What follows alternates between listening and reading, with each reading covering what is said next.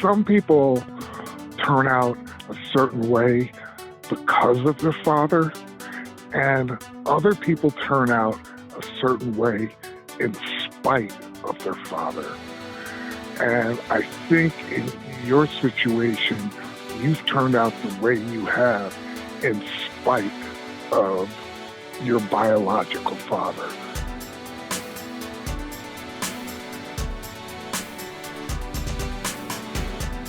You are listening to episode 6 of Complicated Fatherhood, an 8-episode podcast docuseries exploring how my own journey through fatherhood has been affected by the father that I never knew. And I'm your host, Ryan Rucker. And if this is your first time listening to this podcast, well, I appreciate it, but I need you to stop, head back, let's start with episode 1, because I don't want you to miss a thing. And at the end of the episode, if you like what you hear, head over to Apple Podcasts and give us a 5-star rating, if you could. These ratings help others find this podcast, which for an independent podcaster like myself is pretty helpful. Regardless, I am honored that you chose to be here, so thank you. Now let's get into it.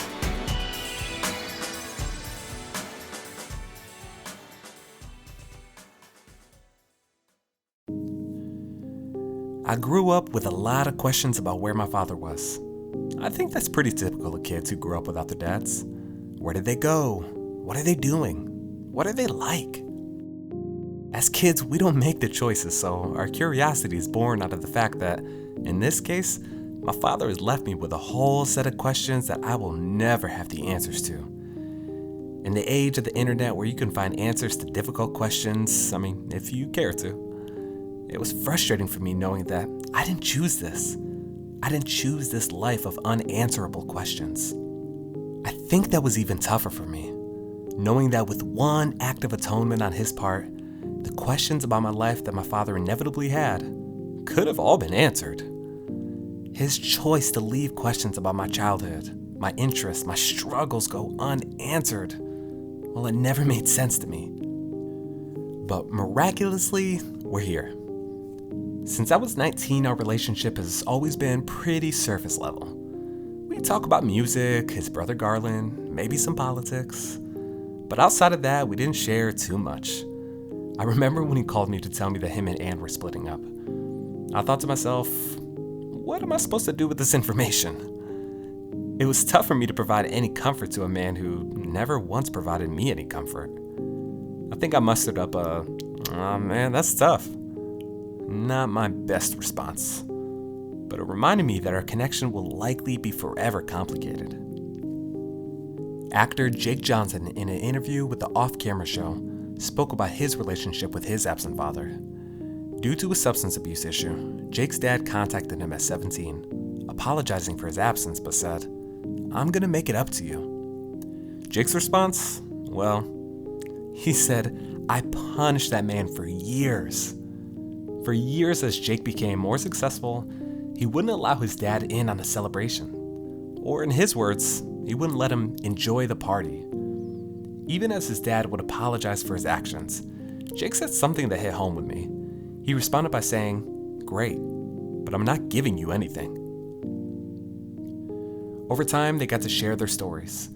And if you find this interview where Jake tells his story, one of the most powerful parts to me is when he said, "And I got to hear his childhood, and then he got to hear mine, and I wasn't nice about it. So I wouldn't say things to protect his feelings." Knowing that he had the space to relay part of his story, the part his father was absent for, and how that absence hurt him, to me, that was therapeutic. Likely because a part of me has always wanted to tell my father my story, and how his absence affected me. How I, at times, struggled growing up biracial in a predominantly white town. How navigating my first relationship was challenging. Even parts that he may have witnessed through social media, but we never talked about. I wanted to tell him how I met my wife, how she's helped me become the man I am today. I guess I wanted to tell him, without guilting him or shaming him or making him feel the need to apologize again and again. Quite simply, this is what you missed.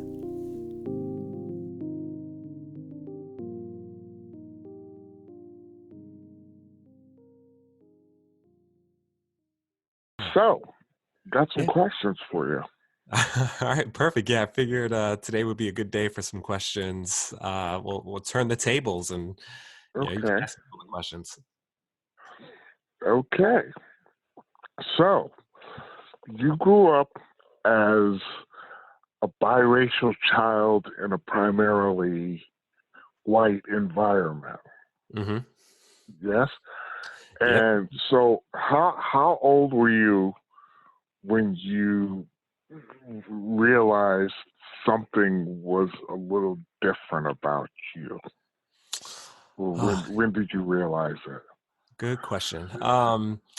The first time that I really noticed was probably in first grade. I think it was first grade, and we were in class, and I think out of our entire class, I mean, I was certainly the only black kid in the class, and Yeah. there was something that came up in a book that we were reading, and I was sitting in the back. We were all on the rug. There's probably like 20, 25 of us. And the teacher had made reference to a black character or something relating to a black person. And, she pointed me out, or like pointed out my hair, pointed out something distinctively about this character in me, and I vividly remember the entire class turning around to look at me. And that was kind of really the first moment where I noticed. I was like, "Oh, I'm different. I'm a lot different." And there was just like a lot of little things like that. So that's something that I specifically remember. But my mom had told me, it was probably a couple years ago.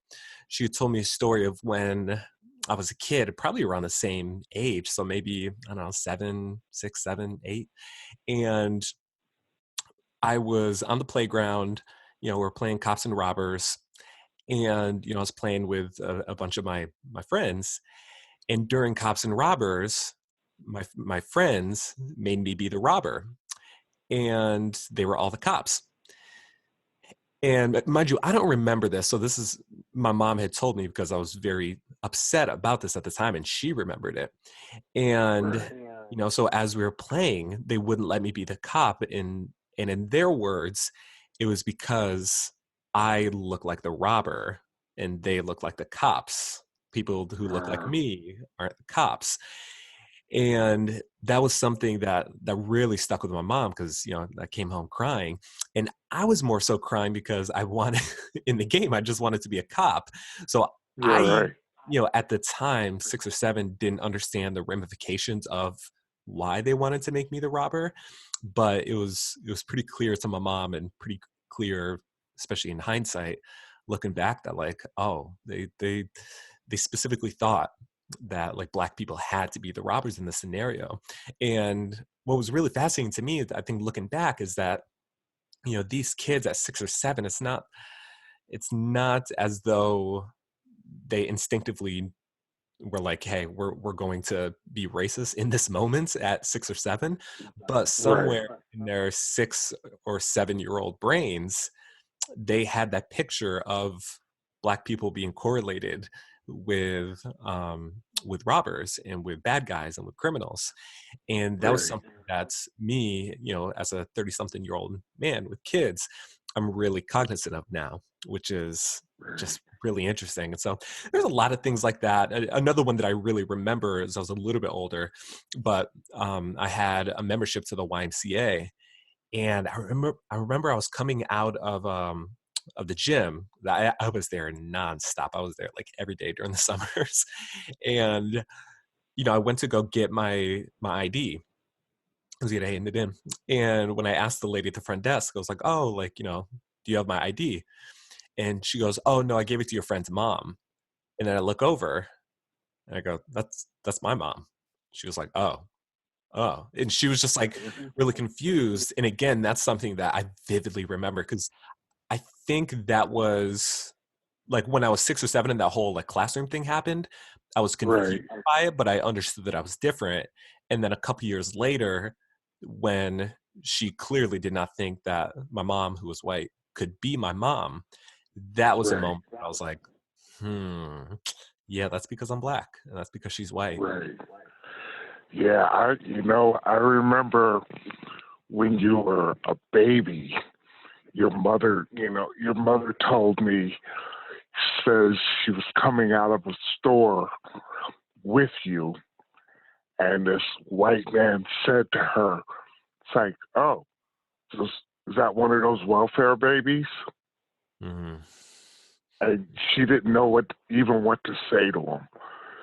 She was like, no, no. Hmm. And I just remember thinking, it's like, wow, growing up in Glens Falls, he's gonna have a rough time. So Yeah, it's more interesting now because growing up, I had a phenomenal childhood. Like to this day, I love right, Cranberry, I love Glens Falls, I love Lake George, I love being able to go back, and I try to get right, every opportunity I can. I mean, recently we haven't been able to get back too much, but I had a great childhood. Like I really think of our time growing up in Queens Victoria's Grant, like the neighborhood that I was in. Like I love my neighborhood friends. Like we would we would mountain bike throughout all the neighborhoods. We had a ton of trails in right, our right, neighborhood, make trails, between different neighborhoods. So we kind of had our own, little things. Um, and oh man, I just absolutely loved it. And quite frankly, growing up in the 90s, like being kids, things were just different. So race certainly wasn't you know on the top of my mind, if you will.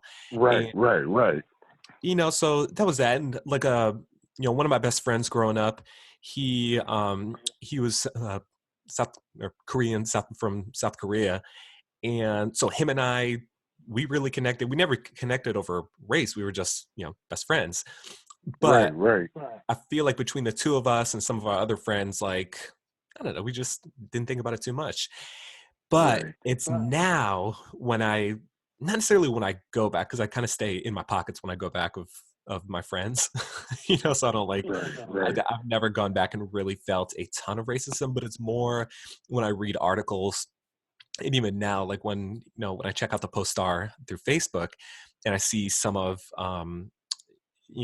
just some things that occur in upstate New York, that I was like, oh geez, I didn't necessarily realize that growing up. I didn't realize um, why there wasn't a lot of people that look like me, or why people who look like me maybe don't feel as comfortable back there. I think the right, pockets that I was in, especially in Queensbury was phenomenal. My teachers were great. um, my mom would tell me stories now of some things that teachers would say. Like there was, I think, my fourth grade teacher. I won't say her name. Well, I'm not sure if she's alive, but anyway, it doesn't matter. um, right, she had mentioned that I was struggling in math, which makes sense. I was struggling in math. And my mom, in a parent teacher conference, had talked about, like, some things that they could do to be able to help me improve my math grades. yeah, And my fourth grade teacher, like, she told my mom straight up, well, you do know that, with some of these African American boys, they don't develop at the same rate that, that other children develop, wow, implying that, I was instinctively slow. So the reason I wasn't getting math is because of my ethnicity. you were black, yeah, right, Yeah, and when she said that, it really put a lot of things in perspective, because I really enjoyed a lot of my teachers growing up. She was probably right, the one teacher that I didn't love, that I kind of look back on and just didn't feel comfortable around. Like there was a couple, but she was definitely the one that I just never felt comfortable about. right, And at the time I didn't really know why. She just wasn't like all that warm with me, where a lot of my other teachers were. And so when my mom told me this story a couple of years ago, I go, that makes a lot of sense. A lot of sense. But here was my teacher, who was responsible for my education, who just didn't believe that I had the ability to get it. um, right. yeah, and that was really interesting, especially because, I was, what, 9 at the time, and she just thought because of my skin color that I just wasn't as smart. Oh man. Yeah, yeah, it was a bummer. So, as you got older, what was when did you start dating, and who did you gravitate towards, or were you the gravity, or were they getting pulled towards you? Because you're a good-looking guy, Oh, and you always thank have been. So you. so it's like, was it easy? Was it hard? Was it odd? Did did you have like date people that their parents had maybe issues with you or anything Good. like that?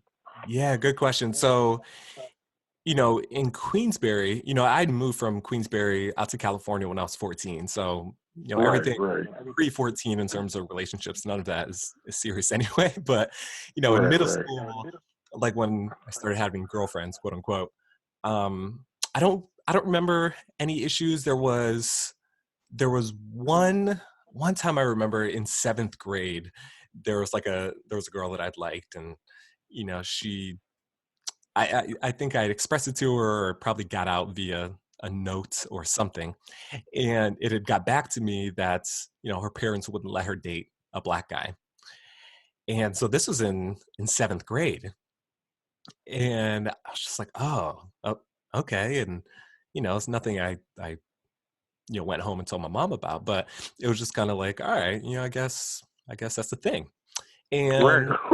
you know, I guess that's so the way that works. yeah. So in middle school, I didn't necessarily notice anything specifically. And then in high school, when I got out to California, my freshman year, because I moved in the middle of my freshman year, which is funny because my Yeah, Queensbury friends don't remember I was there freshman year. My California friends don't remember I was there freshman year either. So I just feel like my right. freshman year was just a completely lost year. But when I got friends, they're I kind of like towards my junior year, I started dating somebody, and that was like the only serious relationship I'd had through high school. And her parents were great, but it's really funny because I'd always had, I shouldn't say always, but I just never felt like her parents totally trusted me, or totally liked me. Which again, in hindsight, like as a 30-year-old man, I'm like, oh, of course not. Like I completely understand where they were coming from, but Right, I had kind of felt that at the time it was a little bit of a race thing. And I do have to say, like over the course of a couple of years, because we dated for I think my junior and senior year, and then like off and on a little bit afterwards, like eventually, God, I think I was 20 or 21, like the four of us, like me, her, and her parents, like we actually had a sit down conversation, and it was like really big revelation for me, because in this conversation, at least with them, and I don't think this would be the case with all people, but at least with them, I was able to understand that where I felt a lot of the underlying issues in terms of why they didn't like me were race driven. They were more so, in fact, of typical like high school thing, like it was their daughter, I was their son, like we were young, immature, like all these different things. So, right, but for like 5 6 years, I kind of felt it was a little bit of a race thing, and it wasn't necessarily. I don't think it was driven by them. I think it was driven by a lot of people around me. It was more so people had kind of looked at the situation, like she was white, I was black, obviously, and I think that got put into my ear from a lot of people. And right, what was really interesting is, I think now there are situations with a lot of people where, like I said earlier, like in middle school, the girl who's like, oh, my parents just won't let me date a black guy. Like there are people like that. And this particular, these particular parents weren't like that. But unfortunately, the parents or the people who like genuinely are racist, people will take those situations and put that on other people. So right, I'd kind of grown up thinking that they just didn't like me because, like maybe I was black. And, years later, that with them certainly was not the case. So, I never, I thought I dealt with it, and then it was a couple years later when I realized, I was like, oh no, that wasn't the case. It was just because I was kind of immature. I was a kid. Yeah, I was a stupid kid. yeah. But honestly, outside of that, I never dealt with it too much because I dated her you know for a while, so I didn't have like a ton of girlfriends, but outside of that, when I started kind of dating and before Allie, it didn't really deal with it too much. I kind of gravitated towards people who were kind, like girls who were kind. So it wasn't necessarily, Yeah, um, I didn't have any issues regarding race or anything like that. But I didn't date a ton. right. Hey, so let's talk about your growing up fatherless. All right. Like how old were you when your mother met your current her husband? I was 13 when they met, I believe. Um, Uh, yeah, I was 13 when they yeah. met, and we had, they were doing the distance thing for a while, and he was in California, we were in New York, and then my mom and I we moved out to California to be with him, and Did she ask you if you wanted to move to California, or did you just like we're going to California? she I don't remember it being like we're moving to California. It was something like they had been dating for a while. I think they were dating for a year and a half. So maybe they met when I was 12. I forget, but they were together for a while.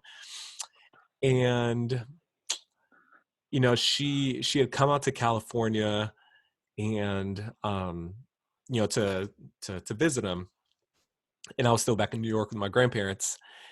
And I remember like while she was in California, I was in New York. This was the summer of 2000, and I just remember like that whole summer. I think she was there for 2 or 3 weeks, and it's funny because that 2 or 3 weeks, I ended up meeting some friends that lived in a different town who to this day are still like really good friends of mine, and that whole time period was kind of life changing for me because I met some really cool people and we were hanging out every day. We were talking on AOL Instant Messenger like every night. Like just that whole summer was just a lot of fun. And I remember coming back and having the conversation, saying like, I think this is best for us. I think this is best for us to go to California. And I didn't fight it. Like I knew that was what we had to do. Like I was sad. Right, I right, was, hurt, upset, but um, I don't remember, like throwing a fit or anything, anything like that. It was just one of those things. I was like, all right, I guess this is what we have to do. Yeah, yeah, but I right, was sad. I was sad because at that point, like again, I just met these incredible friends. They had lived in Fort Edward, and so I just met like my whole like Fort Edward crew, and we were like really good friends. And I had all my Queensberry friends, and I'm like, this is all I've ever known. And like I said, I really enjoyed my childhood. I love riding bikes. I loved going to Stewart's, getting some ice cream. I loved just the people. I love my basketball team, my track team, like all these different things. And I'm like, California seems so far, especially because in New York, when people left, they typically stayed in the East Coast. Like Florida was as far as I'd heard anybody go. I think right, like one of my right, classmates had moved to Minnesota, I think when I was in elementary school, and I was like, whoa, they went west? Like, that's crazy. So California seemed like just another world. Like it seemed like this mythical right. place. Another planet. Yeah, right.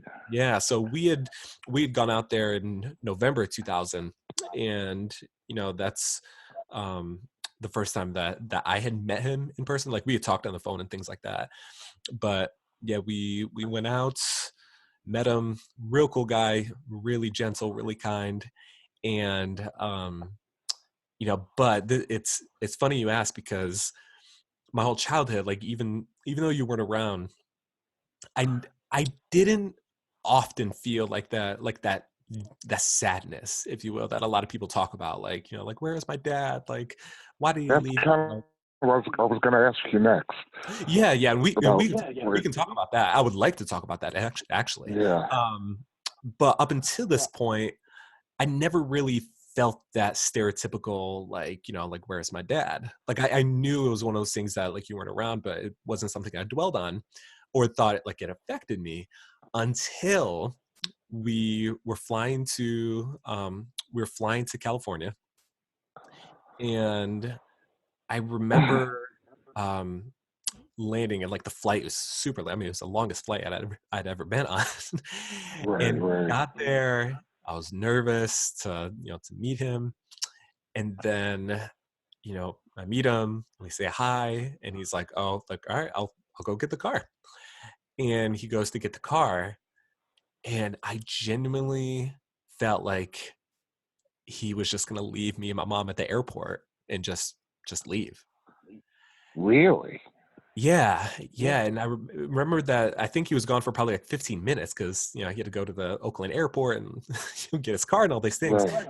For that 15 minutes, I remember thinking, I didn't vocalize it to my mom, but I remember thinking, "I wonder if he's gonna come back." And then Wow.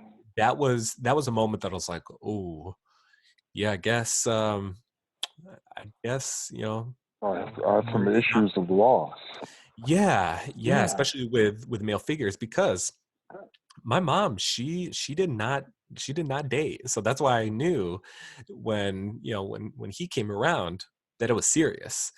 And but yeah, at that moment when he had left, I was like, I wonder if he's ever going to come back for us. Is he just going to leave us here at the airport? Like, then we're going to be stuck here forever. And that was a moment I was like, oh, I've got some issues that I got to work through. Wow. Hmm. So, growing up, when did you realize that your father was gone and he was different and he was just not here? And When did I realize? I don't remember one specific memory or points or anything like that. I think if I have to go back, it's when we start doing family trees. Because a lot of my classmates, like, both of their parents were around. And, so when we put together family trees, which initially, of course, if a teacher says, like, let's do a family tree, like, it's going to be a joyous occasion. right, And right, everyone's like, oh, like, here's my mom and dad, and here are the grandparents on their sides, and here are the cousins, and here's all the branches. And, on my family tree, it was like my mom, my grandparents, like her two brothers, my cousins. And then on, like, my dad's side, I think, like, my mom tried her best, but it was also very much like, well, I don't really know them. Like, I knew my cousins really well. On my mom's side, I knew my grandparents. Obviously, we were incredibly close. And then just like on the other side of the family tree, it was just like all this mystery and a little bit of shame, if I'm being honest, mainly because all these people in my class, like, they had this full, beautiful family tree that was all filled out, and mine was kind of empty. And yeah, I that's think those weird. are. Because I was just talking to my brother Ronnie, the one in Japan, Mhm. and we were talking about the the time she got a ride from Mario Cuomo. Like, her wheelchair broke down, and Mario Cuomo drove by or was riding by in the limousine, and he stopped and got out to help her, and they Really? moved the. Yeah, yeah. They called for a van to move her wheelchair because she had an electric wheelchair to her home, and he put my mother in the limousine. Said, "Yeah, let's give her a ride home." So, but Huh. that when I was bringing that up to Ronnie, because I was watching the governor Cuomo on Mhm. TV, and I was thinking about, yeah, I got this connection with the Cuomo family.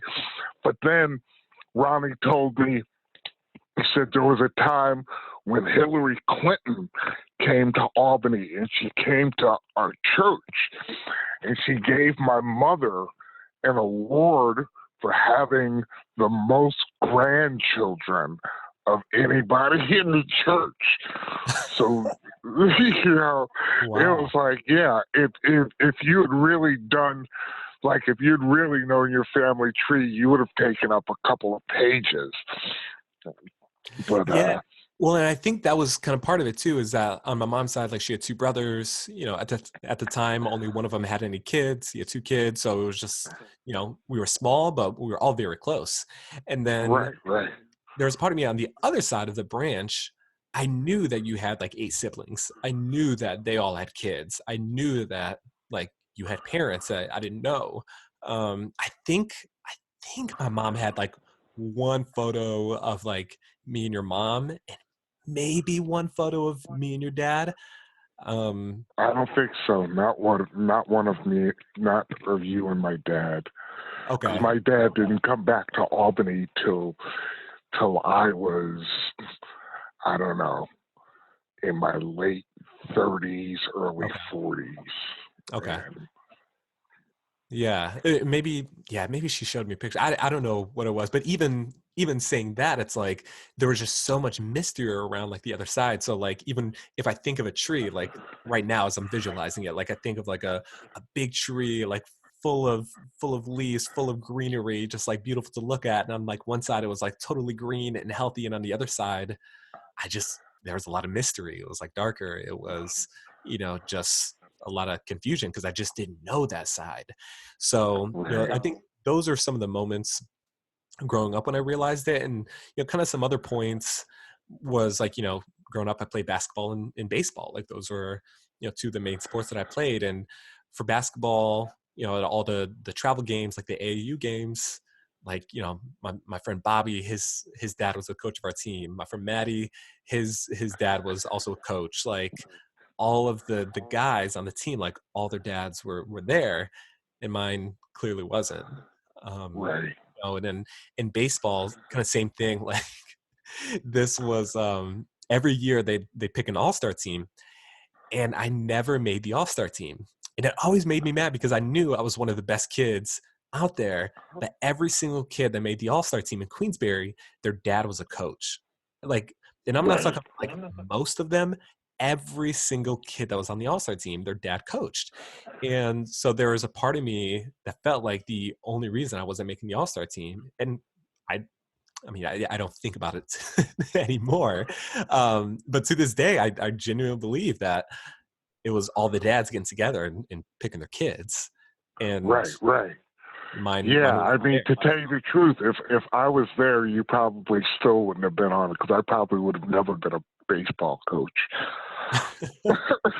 But Yeah.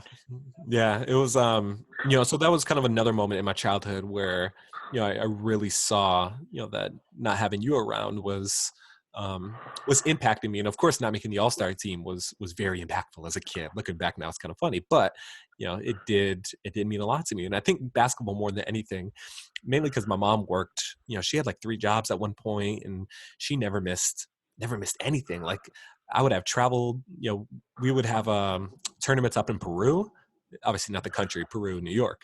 And yeah, right. she would get there. Like I had AAU games, practices every Thursday night when I was in 8th grade in was it Boston Spa or um I'm forgetting the town, but it was probably like 45, 50 minutes away from where we lived. And every Thursday night she would take me there, and then she would hang out in the car for an hour and a half during practice, and then we would drive home. Like she didn't miss anything. So when I would go to these games, when I would do all these things, when I'd hit game winning shots, when I'd like have incredible plays, like all these other dads were there and mine wasn't. And Right. those are some moments that like really kind of stick out to me as a kid.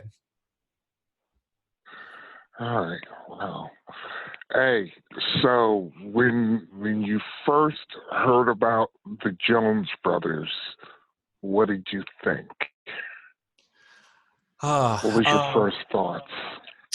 you know, what was really interesting for me is like I knew you were into music. I knew that you're a musician. Yeah.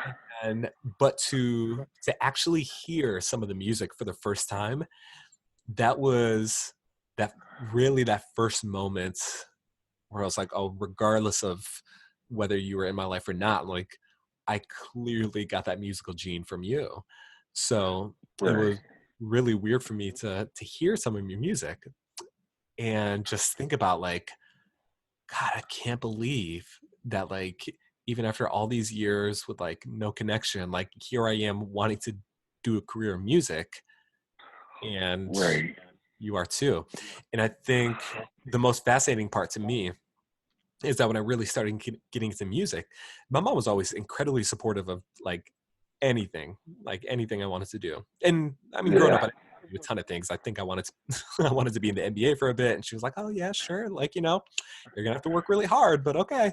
Then I wanted to get sports. Really quickly, I remember like when you were like, I don't even know if you were born yet, but I was talking about you being a musician. Mm-hmm. And she's like, I don't want him doing that. I don't want him playing in bars. I just don't want him to do that. I prefer he do sports. So that Well, is background. and that's really interesting because then as I started getting more into music and like recording and stuff like that, I never felt that she was like totally supportive. Like she never told me not to do it. She never was like, I don't approve of this, but it was very clear um, that she just either didn't like the music or just didn't enjoy it or whatever. And it kind of hurt me because I was so into it. Like I love writing music. Like I would take my closet and I would go to Home Depot or wherever, and I would pick up all like the eggshell crates to put them in my closet to soundproof it. Like I would get all this equipment like as cheaply as I could find it and set up incredibly bootleg recording studios. They really worked, and I was so into it, and so Right. I put all my heart and soul into writing these musics, producing all the music, you know, everything. So I poured all my energy into it, and my mom was just kind of like, "Oh, like yeah, that's cool," and it always Yeah, kind of right. yeah, it always bothered me. And it wasn't until, I think it was like a couple years later where like something clicked in me. And I think this was kind of once I started slowing down on doing music, when it clicked for me, I was like, oh, okay. So the reason that like she, wasn't really into me doing music was probably because of you.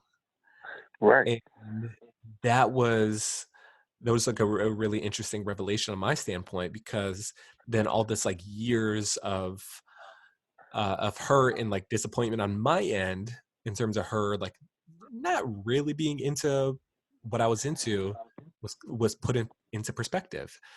But it was really interesting for me to look at how 20 years at this point of her from her was kind of pouring into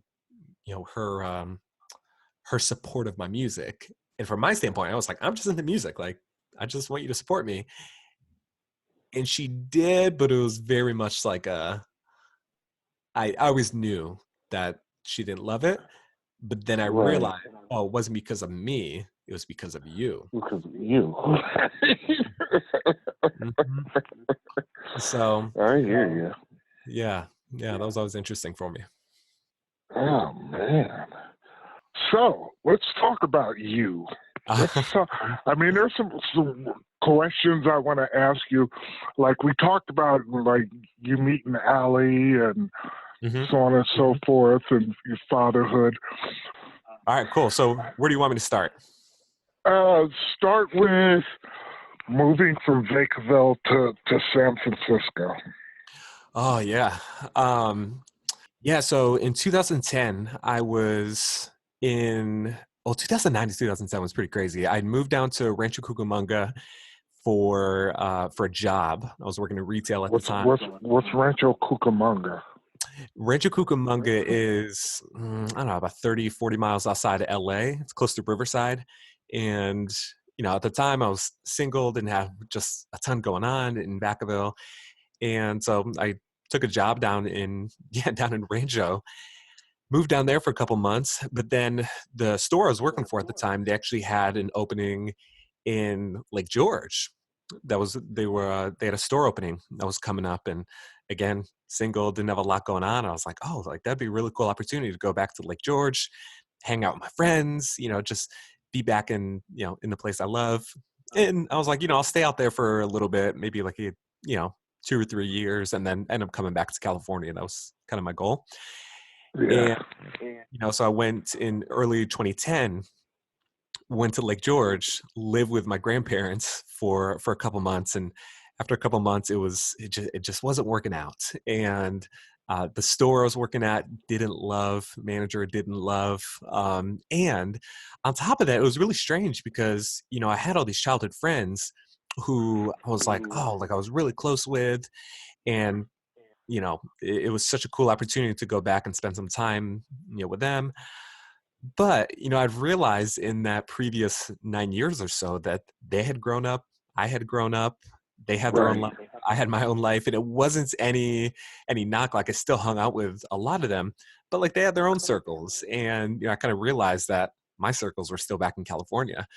So after a Right. couple months, I ended up coming back to California, and I was like, I'll just kind of figure out what's next. And I was back in California for I think like 2 or 3 weeks, and then I got a job um, working at another retail store, and they had an opening down in San Francisco. My the district manager who ended up hiring me was like, "Hey, like San Francisco is the place for you. Like you don't want to be in Vacaville like at that store." And I was like, "Yeah, let's do it." So I moved down in summer of 2010 and got my own studio apartment in San Francisco, had my keys, my own place, and it was really cool. I lived pretty close to the water. I lived close to AT&T Park where the San Francisco Giants were playing. I lived close to downtown. Like I remember that first night in my apartment, I was like, I can't believe I'm living in San Francisco. It just I never expected that. I kind of expected that I'd live in a city one day, but I always thought that city would be San Francisco, or sorry, I always thought that city would be either New York or LA. Like San Francisco, just I don't know, it was never top of my mind, but I'm so glad that I ended up moving there. So yeah, I was there for a couple months, and then November of 2010, I went down to LA. My best friend Demario was having a birthday party, and so me and a couple friends from Vacaville, we drove down to LA. We're like, oh, let's just have this crazy weekend. And it certainly was a very crazy weekend. He had just two birthday parties. I mean, he was LA to a T. He's just like when Yeah. you think of LA, like you think of Demario. And so I was like, oh, I'll just have a great weekend, never expecting in a million years that I would end up meeting my future wife Right. at one of those parties. So the second night, I think it was actually not, I think it was November 20th, 2010. He was having a birthday party, his second birthday party at his apartment, and a girl that went to high school with me and Demario and a bunch of the rest of us, she was living down in the LA area, wanted to go to this party, but didn't want to go alone. So she asked her roommate, Allie, if she wanted to go with her. And she was like, yeah, I'll go. And so, yeah, her and Allie ended up coming. Allie and I ended up meeting that night. Allie swears that she walked in the door and saw me and was like, oh, who's that guy? And so she swears that she like kind of initiated things. But Yeah. yeah, I also remember looking at her and she was standing with a bunch of girls I knew. And here was this one cute girl in the middle of all of them that I did not know. So I was like, oh, Yeah. let me go chat and see what's up with this girl. And so, yeah, we ended up chatting, and we ended up connecting over a couple things because she had mentioned that she went to APU, which is Azusa University down in like the LA Pasadena area. And so when Yeah. she said APU, I was like, wait a minute, that's a Christian school. And this certainly was not a Christian party, if you will. Right. uh, Right. Right. but like I don't drink. I don't, you know, I don't get too Right. crazy or anything like that. So here I was at this party that, was pretty crazy. And she was like, oh, I graduated from APU. And when I was living down in Rancho Cucamonga, it was funny because a friend of mine, Nadine, got me involved with this ministry called Young Life. So I was actually on APU campus while Allie was on APU campus, like going to school, and I was just helping out. And I was involved in Young Life for a couple months. So I knew a ton of APU like students. So I was Right. like, oh, Nadine? And she's like, oh, my best friend was like roommates with Nadine. So we ended up connecting over a bunch of mutual connections. Right. So Right. we just started chatting, and there's a bunch of people around us. And then slowly but surely, like all these other people around us started leaving. And then like before I knew it, it was like 2 hours in, and just her and I were talking, about God and about life and all these things in the middle of all this craziness. And, but she had actually lived down in LA at that point, and I, just moved to San Francisco. And, so we exchanged numbers, and, she actually had family that lived in the Bay Area. Her brother lived in San Francisco. Her mom worked in San Francisco. So, she came up to the city. I think it was January, so it was like 2 months later. And she texted me. She was like, hey, I'm actually gonna be in the city. Like, you want to meet up? I was like, oh, for sure. So we had a meeting up, and like went out. And then a couple months later, I went down to LA to go see DeMario again, and then made some time to be with her. And then a month later, she came up to San Francisco. So it was kind of like this whole back and forth thing. And then after a couple months, it was like, all right, I think there's something here. And, one night it was me and my mom, stepdad, we were going to Yankees and A's game, baseball game. And I was texting with Allie that day. And she was like, oh, how about we bet on tonight's game? Because she was an A's fan. I'm a Yankees fan. And I was like, all right, let's do it. So if the Yankees win, you have to send me like a care package, from LA. And if the A's win, then I'll send you a care package from San Francisco. She's like, all right, deal. So then Yankees ended up winning that night. And that night, I was taking the BART home, which is the public transportation system. And she was like, hey, Yeah. like, do you want Skype tonight? I was like, yeah, we can Skype. So we ended up getting on Skype, and we were just like talking for a little bit. And then I ended up telling her, I was like, you know what? Like, I think I like you. I think, I think I'm kind of into you. And she was like, I think I'm kind of into you as well. So yeah, we ended up um, just talking about it. Like, what's this look like? You live in LA. I don't have any plans to move into LA. I live in San Francisco. She at the time didn't have any plans to move to San Francisco. But, we were talking for a little bit, and it's funny how just things come into place because this is early June 2011. And, she just started to feel this uneasiness being down in LA. And, all of her family was in the Bay Area. So she just started kind of like thinking about it a little more. She claims outside of me, she claims I had nothing to do with this, but, I I feel like I might have Yeah. some, but she tells me I'm wrong. So, she ended up deciding after I think like two weeks or so, it was mid-June. She was like, you know what?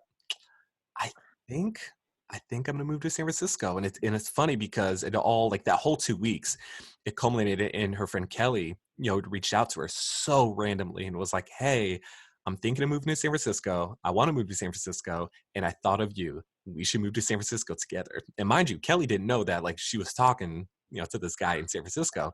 So Right. Right. Right.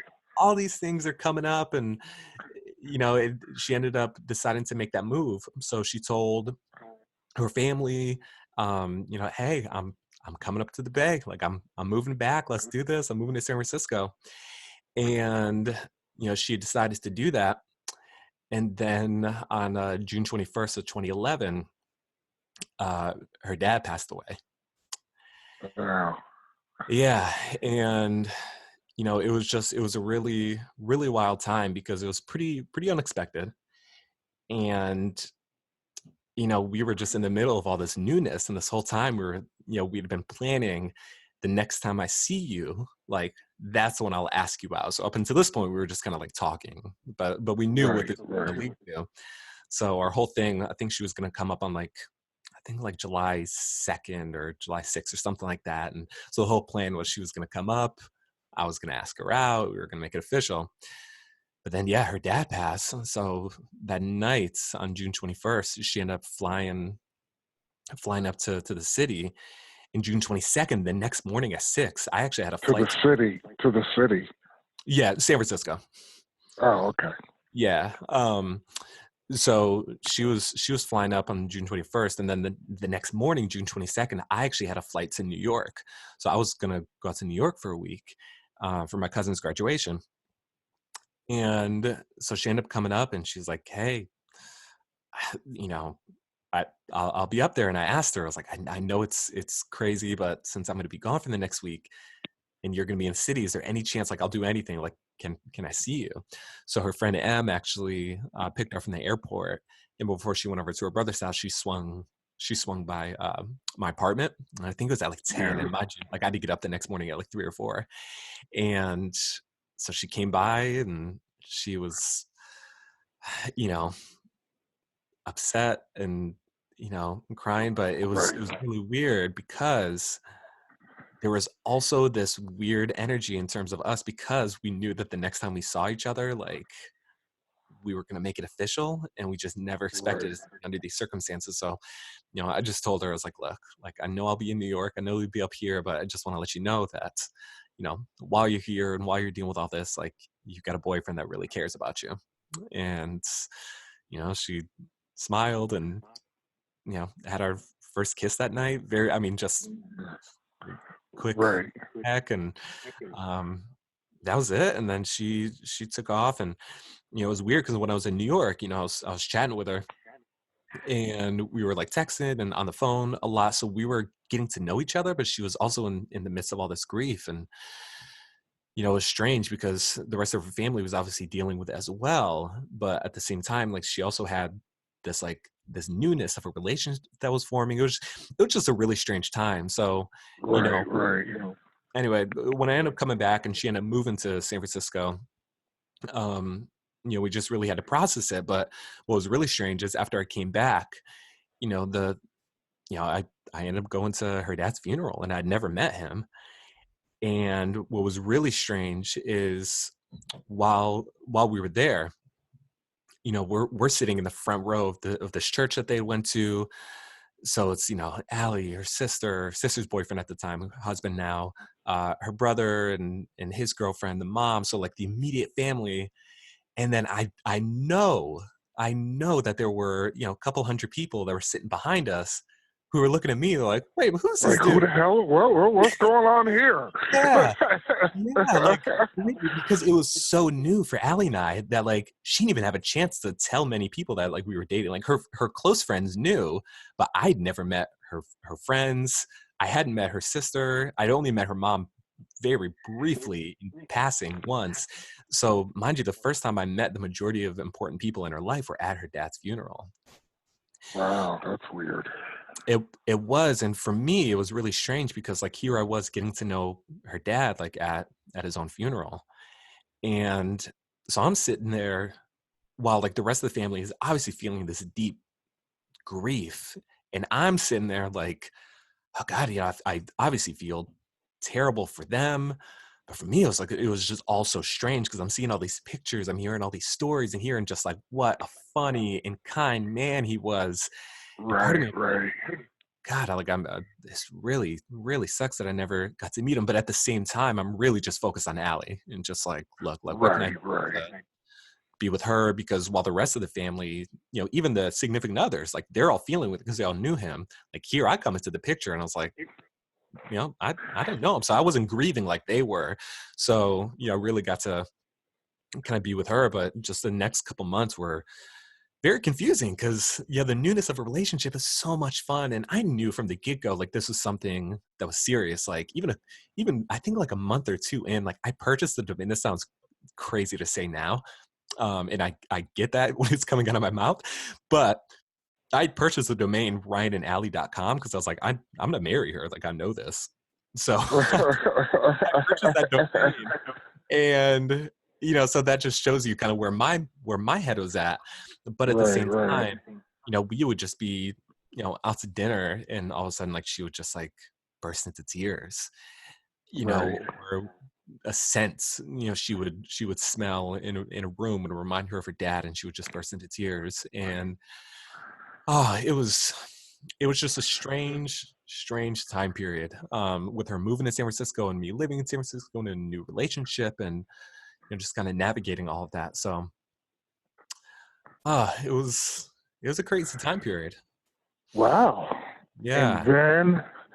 then you asked her when to marry you. Yeah, so on November 9th, 2012, I popped the question. So, like I said, I'd known for a while that I was kind of leaning this way, but we also wanted to date. We also wanted to just enjoy Right. time together. She had her own place in San Francisco. I had my own place in San Francisco, and it was just such a fun time period. So I was like, we're not trying to rush into anything. But, Right. around that year mark, it was kind of like, all right, like we should probably start thinking of what's next. So, we were talking about it the whole time. So she didn't know how it was going to happen or when it was going to happen or anything like that. But like she certainly knew it was coming. And then, yeah, November 9th, 2012, I, there was like some big event for work. I think we were opening up like this big store, and it was like a pretty big deal. And, um, sorry, the dogs are barking in the background. Yeah, so it was a pretty big deal. So what I told Allie was a bunch of corporate people are coming into town, and we're gonna go out to this big fancy dinner, and like they want her to come.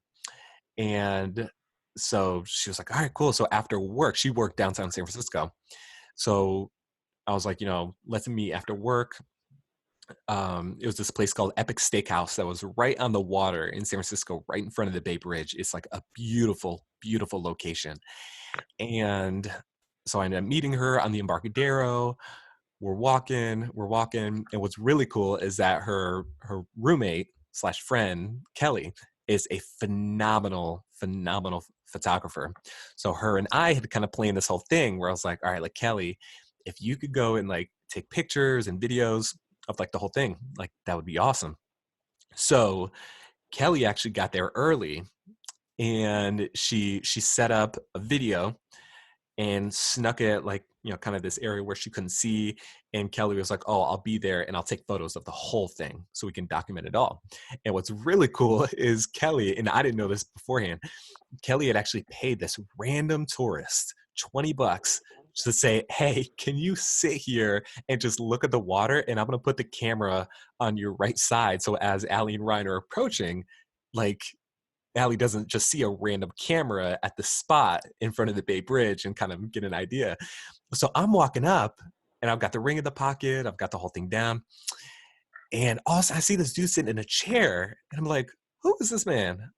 Like, I saw Kelly at a distance, and I was like, oh, I think she is like having him be a distraction. So all of a sudden I get to my mark, turn Allie around, did the whole spiel, got down on one knee, took out the ring, popped the question, and she said yes.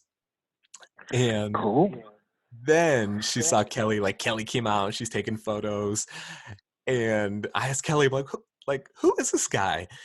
And she was like, oh, I paid him $20 to just sit there to block the view.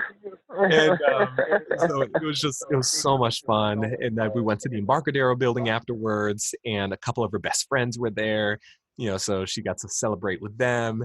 And then we got in the car, and we're like, let's drive over to your brother's house. Her brother lived in this great apartment in San Francisco. And like, we'll drive over to your brother's house so we can see him.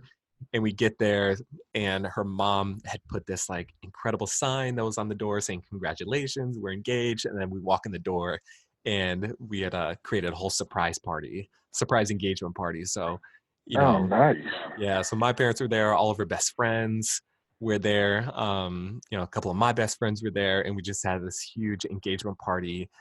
So the whole night was just a total shock to Allie, because she thought we were doing like this whole work event, and then we ended up getting engaged and having a surprise party. And I'd also put together this whole engagement video with the spoken word that I did, and a bunch of videos and pictures of us over the past year and a half. So yeah, that was the beginning of it.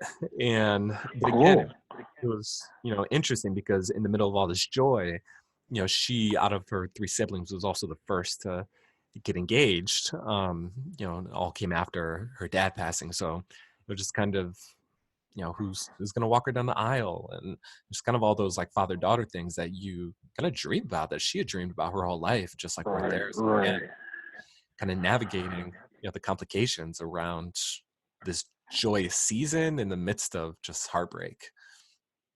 So you first found out she was pregnant with Reagan. Yeah. So we got married on August 3rd, 2013. Lived in San Francisco for another year, and then we ended up buying a home in Vacaville, which is where I went to high school. We always knew that we'd kind of end up back there. We just didn't think it would be so soon, but the economy started to kind of get a little better. Home prices were going up, and we're like, look, this might be the time to purchase. So we ended up, reaching out to some people.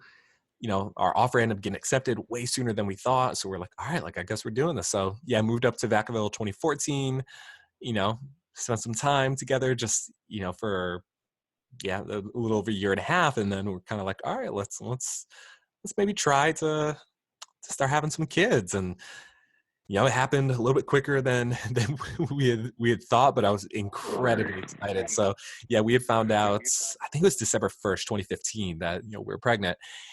And Ray came along on August 5th, 2016.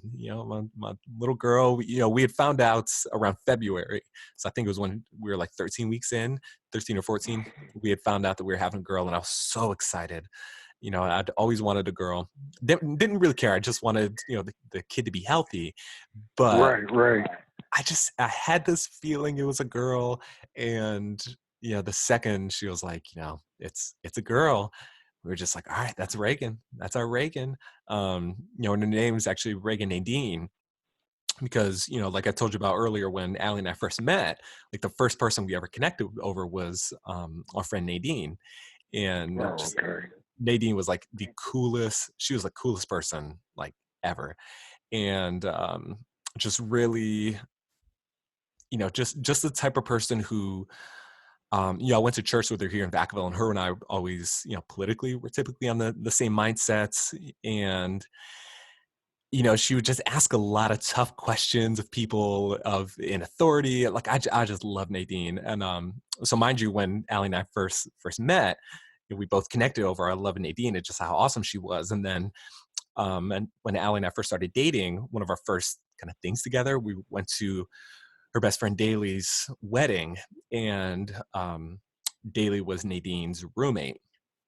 So we actually got to see her, and it was funny for Nadine, because here she was with all of her like APU, like her Southern California friends, and all of a sudden here her Vacaville friend shows up, and she was like, "Wait a minute, why are you here?" And I was like, "Oh, actually, funny enough, I just started dating Allie Fish." She was like, "Get out of here!" So that night we just had so much fun, and just having great conversation. And she was like, "I'm so happy for you." Like, we had all sorts of conversations about relationships in the past and everything. And she was just like, "I'm so happy for you." And then sadly enough, about 2 months later, she was actually killed in an accident. Oh, Yeah, and that's interesting, because actually, when you said was when you were talking about her, I'm like, what happened to her? Like, she sounds like such a good friend. How come she's still not in your life? So that's yeah, why. yeah, it was heartbreaking, because I'm telling you, like, Nadine was just she was just a phenomenal friend. She was just unbelievable. I can't say enough high praises about her. So when she passed, very very unexpectedly, obviously, um, it was just heartbreaking. And again, it was right after Allie and I started dating. And I remember, like, right afterwards, and this is when Allie and I first started dating. I was like, if we ever have a girl, like, her middle name has to be Nadine. And she was like, I agree. So mind you, this is 2011. So 2016, 5 years later, we found out we're having a girl, and we knew it was Reagan Nadine. Just that Oh, was her. man. And yeah, so Ray was born in August of 2016, right before my birthday. And it's funny, because when Allie and I were dating, we would talk about kids. We started dating when I was 24 and she was 22. And she'd be like, like, when do you what about kids? Like, do you want kids? I was like, oh, for sure. She was like, when would you want to have kids? And I was like, I don't really know, but I just know I want my first kid before 30. And she, at the time, mind you, she was 22, 23, and she was like, I don't know. We'll see about that. So when we got pregnant, and then the doctor was like, yeah, due date August 5th, 2016. Allie goes, you got to be kidding me. 9 days before your 30th birthday? I was like, yeah. And sure enough, Ray was born on her due date. So 9 days before I turned 30. So I Nice. spoke into existence, and it happened. But man, I was so excited. And, just because I was always looking forward to being a dad. And it was really interesting because at this point, like, we would certainly, you and I would talk every couple months and things like that. Right. But there was always this, anytime I would hear about, like, people growing up fatherless, there was always like a part of me that it would just kind of like sting a little bit. And now here is my opportunity to be a dad. And I don't know, I think there was something within me that really wanted to just prove the world wrong. You And wanted to break the cycle. I did. Yeah. And so that was something I really, really thought about, and honestly would probably take a lot of therapy sessions to go through to be able to understand what that really means. But even when Allie and I were going through premarital counseling, they talked a lot about family of origin. And I'd never thought about family of origin, mind you, because again, at this point, like, I'm doing pretty good. I've got my own place in San Francisco. I've got a good job. Like, I'm doing well. Right. So I'm thinking everything's good. And then going through that whole family of origin and how those who have been in your life and even those who aren't in your life really has an effect on your future kids, your future family, like your future life. So throughout the whole premarital counseling process, that's when I started to understand how much you, regardless of whether you were around or not, like, you still played a very important part of my life. And so as we're gearing up for, for fatherhood, as I'm gearing up for fatherhood, as we're gearing to bring Reagan into the world, I was never scared. I wasn't one of those people that was like, oh, am I ever going to be able to do this? Like, there are, I hate to say it, but there are idiots all over this world who are raising kids. And I'm like, I know, I know I'm not Oh one of, yeah. I can do this. I'm Yeah. not afraid Right. of that. But I always wanted to just really ensure that our kids grew up in an environment that mom and dad loved each other. They grew up, where I was around. I was at every, whether it be sporting events or ballet or piano or mathlete competition, like whatever, like I was there. Like that's my number one goal. So the second that she came and I looked at her and got to hold her, I'm like, this is it. Let's go. I'm a dad now. So, Cool. that was big. And, just kind of navigating what parenthood looked like, with Allie, what our marriage looked like. Um, just because obviously everything's different. Like, she's, from just like a physical standpoint, like the burden that goes into the labor that goes into labor is Right. Right. intense, and the recovery process is intense. And, so just figuring out how to support both Allie and Reagan and, you know, all of that. And I will say, I think the one nervous thing about it, I was like, oh God, I can never mess up on my job because I need to make sure I can pay the bills for, Right. Right. for the house. And, so it was fun, but man, I just love spending time with Ray. I just love being able to, show her new things. And I remember my buddy Nate, when I first told him that we were pregnant, and he had a kid of his own at that point.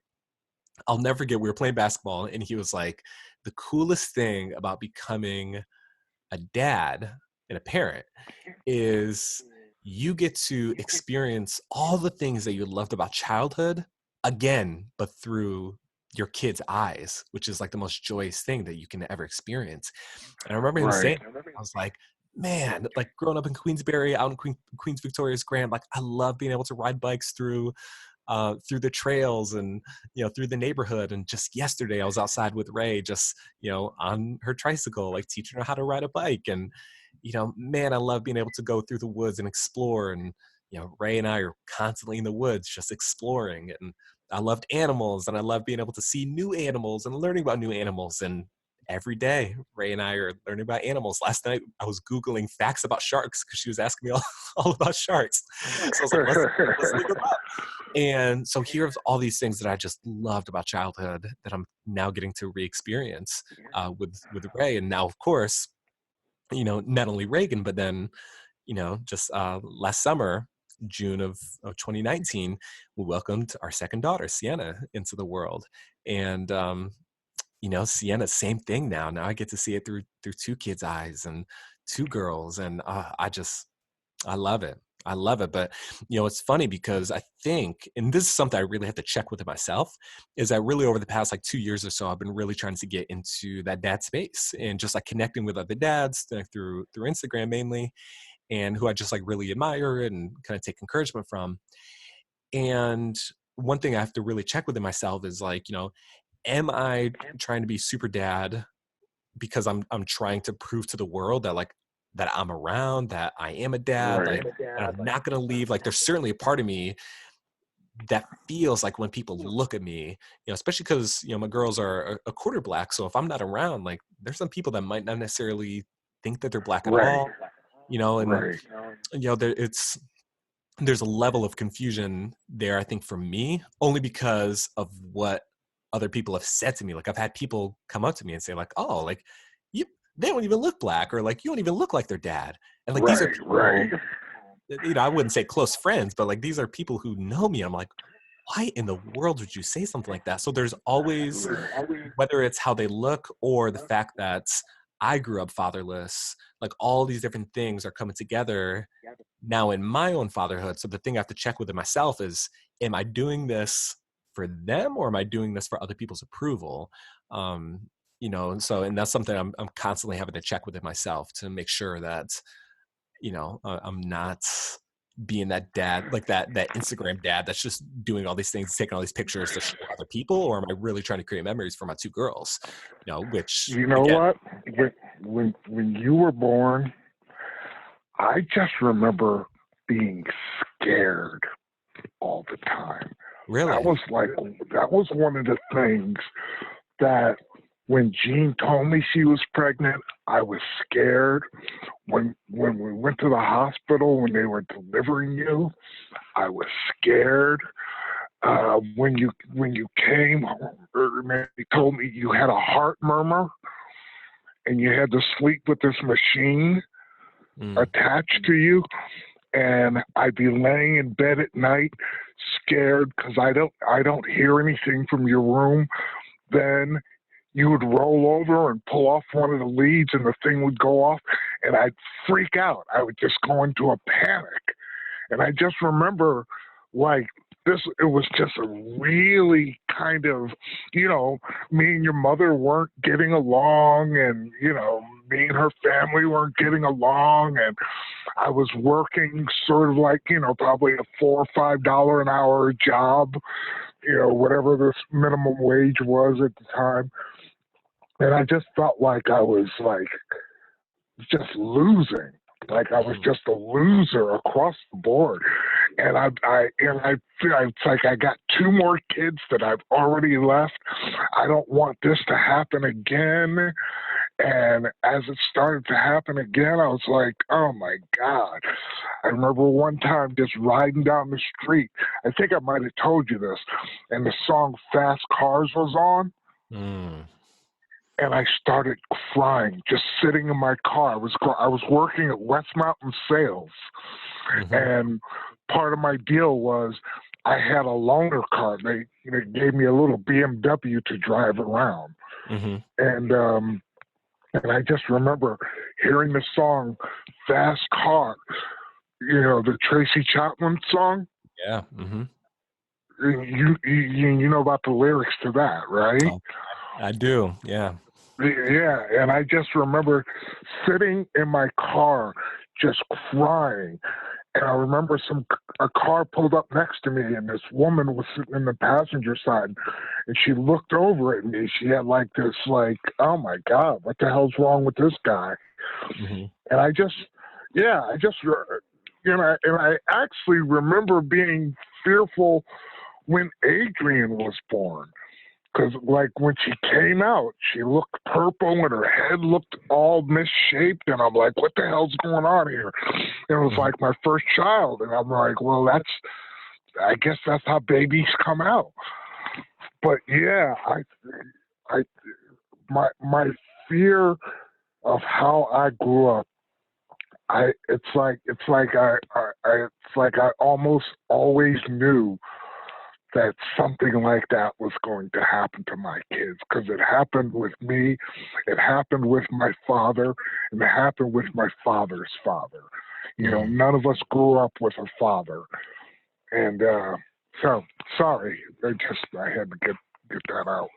No, no, I appreciate that because it's interesting looking at just the psychology behind that, and it's especially because my whole life really, like I always knew I wanted to be a dad. I always knew at one point like I would have kids, and there was just such a huge part of me that was like I'm going to break that cycle. So I think just decades in, years in, of finally getting to that point where now I've got my girl, now I've got my two girls, now I've got the home. Like there's been a lot of work on my part to make sure that I'm doing everything I can to break that cycle. So my girls Right.